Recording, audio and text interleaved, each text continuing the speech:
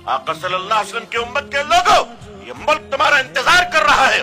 इस मुल्क के हिंदू भाई न कल दुश्मन थे न आज दुश्मन है, बल्कि मोहब्बत के पौधे जमीन पर नहीं इंसान के दिलों में उगा करते हैं। एक बार इन पौधों को उगा कर तो देखो।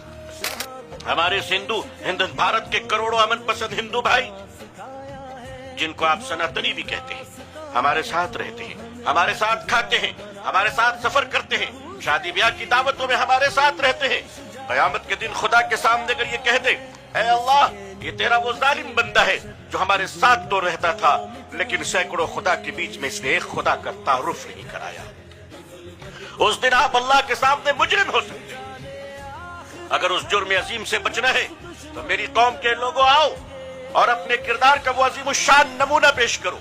अगर 7 साल की आदिवासी की बेटी भूख से तड़प तड़प कर मरती है तो मुसलमानों, तुम्हारे देश की बिरयानी तुम्हारे पेट में हजम कैसे होती है? कयामत के दिन तुम्हें खुदा को जवाब देना पड़ेगा। अगर हॉस्पिटल से एक गरीब इंसान अपनी बीवी की लाश को कांधे पर लेकर जा रहा है क्योंकि उसके जेब में पैसे नहीं, वो एम्बुलेंस के किराए नहीं दे सकता, तो शादी में पटाखे फोड़ने वालों और रंगो गुलाल लगाने वालों और दिन में 14 बार कपड़े बदलने वालों, उम्मते मुस्लिमा, तुम बताओ, अगर तुम्हारे रहने के बावजूद अगर फ्लाईओवर के नीचे तुम्हारी जवान बेटियां भीख मांग रही है, अगर तुम्हारे रहने के बावजूद एक गरीब बाप अपनी बेटी की शादी के लिए मस्जिदों में भीख मांग रहा है, अगर तुम्हारे रहने के बावजूद कोई मरीज इंसान अपनी दवाओं के लिए खैरात मांग रहा है, तो दुख है ऐसी मालदारी पर, डूब मरना चाहिए हमें ऐसी कामयाबी और खुशहाली पर। 1858 में इसी मुल्क में एक शख्स आता है जो 1858 में लखनऊ में एक प्रेस लगाता है, पंडित नवल किशोर जी। वो पंडित नवल किशोर जी जिनके दोस्तों में हुज्जतुल इस्लाम मौलाना कासिम नानोतवी हुआ करते थे, जिनके दोस्तों में हजरत मौलाना अब्दुल हई फिरंगी महली हुआ करते थे, जिनके दोस्तों में मौलाना फजल हक खैराबादी हुआ करते थे, वो कुरान की खिदमत करने वाला अजीम इंसान इसी भारत का एक हिंदू पंडित था जिसने बता दिया कि अगर सदाकत रहेगी तो वो सिर्फ तुम्हारी नहीं बल्कि हमारी भी है। मेरे कौम के बुजुर्ग, अंधेरा काफूर होता है। ये इजलास आम हिंदुस्तान और पूरी दुनिया को ये बताना चाह रहा है कि हिंदुस्तानी मुसलमान जो दुनिया की सबसे बड़ी आबादी है बहैसियत मुसलमान, वो किसी के रहम व करम पर नहीं और किसी की खैरात और ज़कात पर नहीं, बल्कि इस मुल्क में अगर वो शरीयत के साथ जिंदा है तो वो अल्लाह की रहमत से जिंदा है। लोग ये ना समझें कि किसी की मदद व नुसरत है, लेकिन अजीजान मिल्लत, एक बात तो कहना ही चाहिए हमें। जितने लोग यहां तशरीफ फरमा हैं, हम सब हिंदुस्तानी हैं और सीमेंटेड हिंदुस्तानी हैं। अगर कोई मिलावट बीच में मौजूद हो तो वो निकल जाए, SIR चल रहा है, और जाहिर है कि निकल जाना पड़ेगा। लेकिन मुझे एक बात आपसे बताइए, हिंदुस्तान में पैदा होने का फैसला हमारा अपना था? आप में से किसी ने दरखास्त दिया था अल्लाह मियां को कि हम हिंदुस्तान में पैदा होना चाहते हैं? अगर किसी ने दिया था तो वो साहिब कश्फ व करामत उठकर जरा अपने पुरनूर चेहरे की जियारत करा दे ताकि हम चाइनीज माल को पहचान सकें।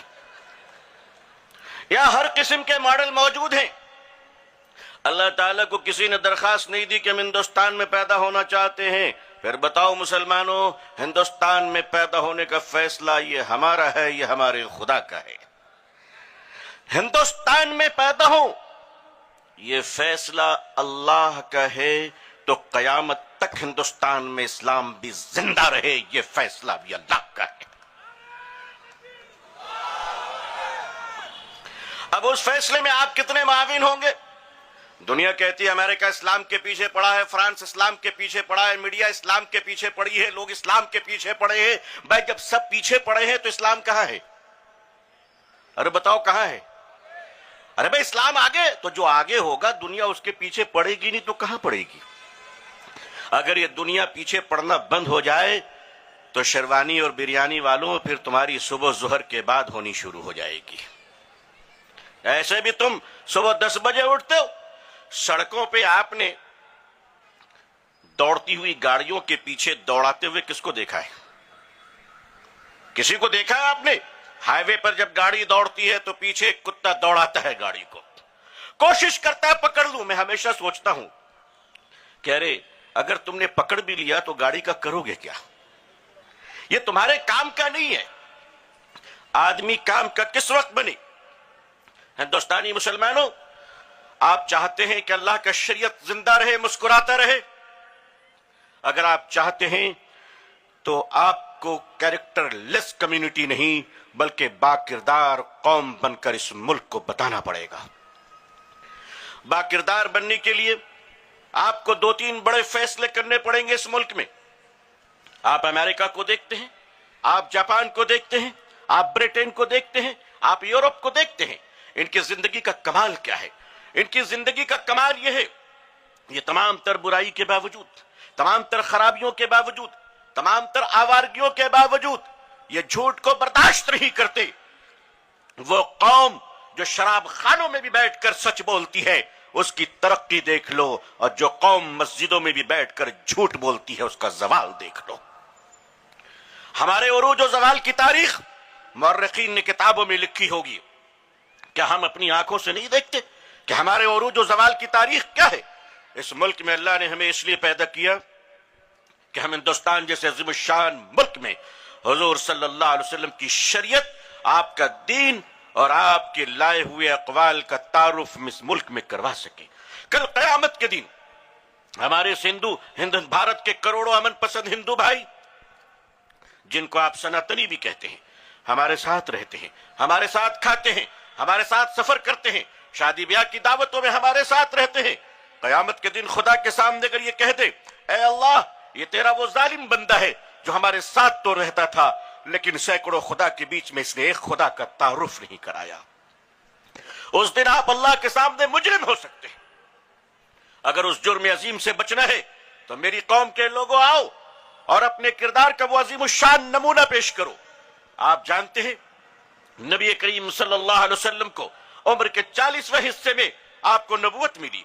नमाज फर्ज हुई 40 साल के बाद, रोजे फर्ज हुए 40 साल के बाद, ज़कात फर्ज हुई 40 साल के बाद, सारा इस्लाम 40 साल के बाद आया। तो मेरे प्यारो, तुमने कभी सोचा कि मेरे रसूल 40 साल पहले मक्के में क्या कर रहे थे? हमारे और आपके सच्चे रसूल सल्लल्लाहु अलैहि वसल्लम मक्के में क्या कर रहे थे? 40 साल तक हुजूर ने अपना कैरेक्टर बताया, 40 साल तक हुजूर ने अपना किरदार बताया, 40 साल तक हुजूर ने अपनी जबान बताई, अपनी अमानतदारी बताई। अल्लाह ने दिखा दिया दुनिया को, देख लो कि 40 साल की उम्र में जब मोहम्मद को नबूवत मिलेगी, तुम दुश्मनी तो कर सकते हो लेकिन मोहम्मद को झूठा नहीं कह सकते, मोहम्मद को बेईमान नहीं कह सकते। कि अगर 7 साल की आदिवासी की बेटी भूख से तड़प तड़प कर मरती है तो मुसलमानों, तुम्हारे देश की बिरयानी तुम्हारे पेट में हजम कैसे होती है? क़यामत के दिन तुम्हें खुदा को जवाब देना पड़ेगा। अगर हॉस्पिटल से एक गरीब इंसान अपनी बीवी की लाश को कांधे पर लेकर जा रहा है क्योंकि उसके जेब में पैसे नहीं, वो एम्बुलेंस के किराए नहीं दे सकता, तो उस शादी में पटाखे फोड़ने वालों और रंगो गुलाल लगाने वालों और दिन में 14 बार कपड़े बदलने वालों, उम्मते मुस्लिमा, तुम बताओ, अगर तुम्हारे रहने के बावजूद, अगर फ्लाईओवर के नीचे तुम्हारी जवान बेटियां भीख मांग रही है, अगर तुम्हारे रहने के बावजूद एक गरीब बाप अपनी बेटी की शादी के लिए मस्जिदों में भीख मांग रहा है, अगर तुम्हारे रहने के बावजूद कोई मरीज इंसान अपनी दवाओं के लिए खैरात मांग रहा है, तो तुफ है ऐसी मालदारी पर, डूब मरना चाहिए हमें ऐसी कामयाबी और खुशहाली पर। आका सल्लल्लाहु अलैहि वसल्लम की उम्मत के लोगों, ये मुल्क तुम्हारा इंतजार कर रहा है। इस मुल्क के हिंदू भाई न कल दुश्मन थे न आज दुश्मन है, बल्कि मोहब्बत के पौधे जमीन पर नहीं इंसान के दिलों में उगा करते हैं। एक बार इन पौधों को उगा कर तो देखो। 1858 में इसी मुल्क में एक शख्स आता है जो 1858 में लखनऊ में एक प्रेस लगाता है, पंडित नवल किशोर जी। वो पंडित नवल किशोर जी जिनके दोस्तों में हुज्जतुल इस्लाम मौलाना कासिम नानोतवी हुआ करते थे, जिनके दोस्तों में हजरत मौलाना अब्दुल हई फिरंगी महली हुआ करते थे, जिनके दोस्तों में मौलाना फजल हक खैराबादी हुआ करते थे, वो कुरान की खिदमत करने वाला अजीम इंसान इसी भारत का एक हिंदू पंडित था जिसने बता दिया कि अगर सदाकत रहेगी तो वो सिर्फ तुम्हारी नहीं बल्कि हमारी भी है। मेरे कौम के बुजुर्गों, नौजवानों, ये रात के 2 बजे तुम चाय पीते हो और कमर हिला हिला कर अपने उरूज की दास्तां सुनते हो। आखिर ये बताओ कि हमारा माजी तो बहुत शानदार है, ہمارے حال کو کس نے لوٹ لیا ہے، ہمارے حال کو کس نے مجبور کیا ہے؟ اور مسلمانوں، راتوں میں جلدی سونے کی عادت ڈالو تاکہ تمہارا دن ظہر کے بعد شروع نہ ہو، فجر کے پہلے شروع ہو۔ میری قوم کے نوجوانوں، اپنے کیریکٹر کو ٹھیک کرو۔ آج نشہ نے تمہارے گھروں کو برباد کر دیا ہے، آج تمہاری بیٹی تک کے ہاتھوں میں نشے پہنچ گئے ہیں۔ میری قوم کے بزرگوں، آپ کو اپنے نوجوان نسلوں کی فکر نہیں ہوتی ہے۔ آج پوری دنیا آپ کے دشمن اس لیے ہے، صرف اس لیے ہے کہ آپ نشے کے دشمن ہو، آپ شراب کے دشمن ہو، آپ ڈرگز کے دشمن ہو، آپ پورن انڈسٹری کے دشمن ہو۔ دنیا کی یہ اربوں خربوں ڈالر کی جو بے حیائی کی انڈسٹری ہے، اگر اس کا کوئی دنیا میں دشمن ہے تو وہ تنہا صرف مسلمان دشمن ہے۔ اس لیے سارے لوگ آپ کے دشمن ہیں۔ آئیے آپ کو یہ بتانا ہے کہ آپ صرف اپنی بیٹیوں کے دوپٹے کو عزیز نہیں رکھتے، بلکہ دشمن کی بیٹیوں کی آنچل کی بھی حفاظت کرنا یہ آپ کی مذہبی ذمہ داری ہے۔ حضور صلی اللہ علیہ وسلم کے سامنے جنگ کے میدان سے ایک لڑکی گرفتار کر کر دشمن کی لائی جاتی ہے۔ حضرت بلال فرماتے ہیں، یا رسول اللہ صلی اللہ علیہ وسلم، یہ دشمن کی بیٹی ہے، کون سی سزا دی جائے؟ میرے آقا نے چادر اتاری اور بلال کو دے کر فرمایا، میری بیٹی کے کاندھے پر رکھ دو۔ حضرت بلال نے فرمایا، یہ لڑکی مسلمان نہیں ہے۔ حضور نے فرمایا، بلال، بیٹی بیٹی ہوتی ہے چاہے کسی کی بھی ہو۔ اے ہندوستانی مسلمانوں، تمہاری آنکھوں کی حیا کا انتظار ہو رہا ہے۔ ہندوستانی مسلمانوں، یہ دیش تمہاری زبان کی میٹھی بولی اور سچے وعدے کا انتظار کر رہا ہے۔ یاد رکھنا، بھارت اور بھارتی کسی کا دشمن نہیں ہے، مگر کیا کیجیے گا، اندھیرے کی اپنی کوئی طاقت نہیں ہوتی ہے، روشنی کی غیر موجودگی اندھیرے کی قوت ہے۔ چراغ جلاؤ گے تو اندھیرا ختم ہو جائے گا۔ اسی لیے بچپن سے ہم یہ سنتے آئے ہیں کہ بجلی آ گئی تو اندھیرا چلا گیا، کبھی ہم نے یہ نہیں سنا کہ اندھیرا آیا تو روشنی چلی گئی۔ اے اجالوں کے محافظ، آئیے اس ملک میں نفرت کی گفتگو کا، نفرت کا جواب نفرت سے نہیں ہے۔ ہمیں ان گفتگو کو نظر انداز کرتے ہوئے اہل سیاست اپنی سیاست چمکا رہے ہیں۔ ہم نے اس ملک میں دیکھا ہے کیسے کیسے لوگ آئے اور چلے گئے، اور آگے بھی آئیں گے اور چلے جائیں گے، اس لیے کہ زمین کی حکومت بدلتی ہے، کائنات کا خدا کبھی نہیں بدلتا ہے۔ لوگوں، آپ اپنے کردار کو بدلنے کا فیصلہ کر لو۔ اور مسلمانوں، تمہارے کاروبار میں سندھی اور پنجابی، گجراتی اور لالا کی نقل نہیں کی جائے گی، سود خوروں کی نقل نہیں کی جائے گی۔ اور محمد کے غلاموں، تمہارے کاروبار میں عبد الرحمن بن عوف کی نقل کی جائے گی۔ تم اپنے کاروبار کو مسلمان کیوں نہیں بنا لیتے؟ تم اپنی زندگیوں کو مسلمان کیوں نہیں بنا لیتے؟ بہرحال یہ ملک آپ کا انتظار کر رہا ہے، کہیں ایسا نہ ہو کہ یہ ملک آپ کا انتظار کرتے کرتے وقت ختم ہو جائے اور مسلمان مجرم قرار پائے۔ آج کا یہ جلسہ صرف ملک کو نہیں، ہمیں اور آپ کو بھی پیغام دے رہا ہے کہ اپنی ذمہ داریوں کو نبھا لو اس سے پہلے کہ شام ہو جائے۔ اللہ پوری دنیا میں ہم سب کے ایمان، جان، مال، عزت و آبرو کی حفاظت فرمائے۔ اللہ خوش رکھے، آباد رکھے، اپنی دعاؤں میں یاد رکھیے گا۔ والسلام علیکم ورحمۃ اللہ وبرکاتہ۔